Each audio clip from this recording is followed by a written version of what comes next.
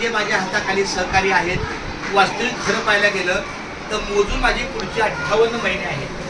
कारण आता हे जून आणि जुलै चालल्यावर 58 महिने आहेत.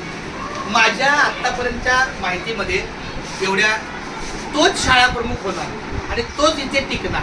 3 वर्ष त्याला इथेच होणार. माझी 55वी पण तोच साजरा करणार. म्हणजे 55 म्हणजे त्याला सेवा सातत्य कार्यक्रम म्हणतात.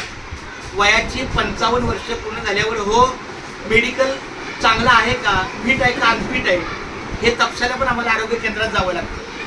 मग तिथं आम्हाला सांगितलं की तुम्ही आता काम करायच्या पात्रतेचे आहात, तर हे सगळं तो बघणार, त्याला मी घेऊन जाणार. तर तुला आलेला 1 महिन्याचा अनुभव तू व्यक्त कर. राम मी तुझ्या पाठीची आहे.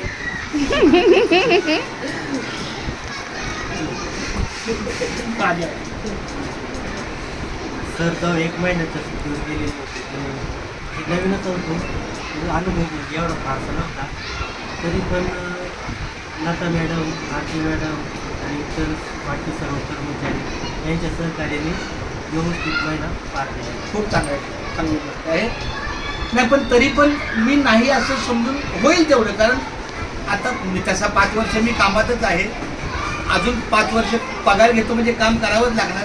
पण तरीसुद्धा जास्तीत जास्त तू आता पुढाकारानं, कारण हे संपूर्ण तुला पुढं हे करायचं आहे, लिडिंग तुला करायचं आहे.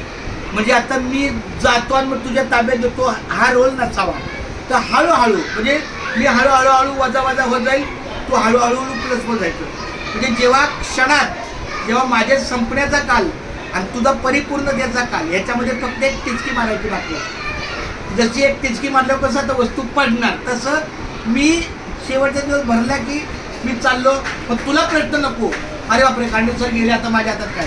तर आतापासूनच ही तयारी आहे. म्हणून ही प्रत्येक मी दिंडीला गेलोच असतो, काहीतरी झालं तरी जातो, कामावरून काढलं तरी मी जातो. कारण मी माझ्या आईवडिलांचा धर्म पाळतो.